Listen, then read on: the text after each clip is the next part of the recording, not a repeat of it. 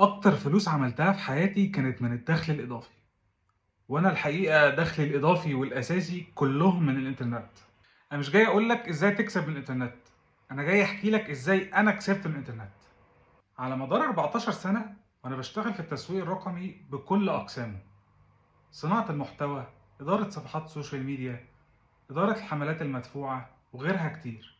أول ربح حقيقي حصلته كان بعد سنتين من التجارب الفاشلة. حاولت في حاجات كتير قوي، منها حاجات اختفت وحاجات لسه مكملة لحد دلوقتي، زي إني أشتغل فريلانسر ديزاينر أو داتا انتري أو الأفيليت ماركتينج. لكن أول فلوس كسبتها فعليا من الإنترنت كانت لما اشتغلت كمدير حسابات سوشيال ميديا لشركة، وهنا بدأت أشتغل بالمهارات اللي اتعلمتها من التجارب اللي كانت فاشلة قبل كده. لكن لما حطيتها على بيزنس حقيقي ابتدت تطلع قماش، زي إني استخدمت التسويق بالمحتوى وإدارة صفحة الفيسبوك اللي اتعلمتها علشان أقدم ده كفريلانس قبل كده، وحتى إدارة الحملات المدفوعة على الفيسبوك أول ما الفيسبوك ابتدى يبقى فيه حملات مدفوعة، وإعلانات جوجل سيرش وغيرها. ده غير إدارة الموقع نفسه. وبدأت تتراكم الخبرات لحد ما بقى عندي خدمة أقدر أغلفها وأبيعها. وقتها قدرت أعمل باكج وأبيعها للشركات تحتوي على موقع وصفحات سوشيال ميديا مع إدارتها، مع إدارة المحتوى اللي بينزل على السوشيال ميديا، وإدارة الحملات المدفوعة. وقتها كنت بعمل المواقع على قالب ثابت على منصة اسمها ووردبريس، وكنت شاريه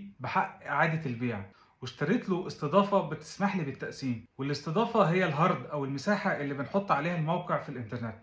وبالمناسبة دي خدمة لسه بتتباع لحد دلوقتي والطلب عليها عالي جدا، تقدر تبيعها للشركات اللي لسه بتبتدي يكون ليها تواجد على المنصات الاونلاين. الخدمة دي لو اتقنتها تقدر تدخل منها فلوس كويسة جدا من جوه مصر ومن بره مصر. رحلة التجارب الفاشلة ابتدت في 2009، وابتديت اشوف اول مكسب حقيقي في 2012. مفيش مكسب سريع، مفيش مكسب سهل. انت مش لازم تنجح في الحاجة اللي انا نجحت فيها، لكن لو استمريت في التجارب اوعدك هتلاقي الحاجة اللي تنجح فيها.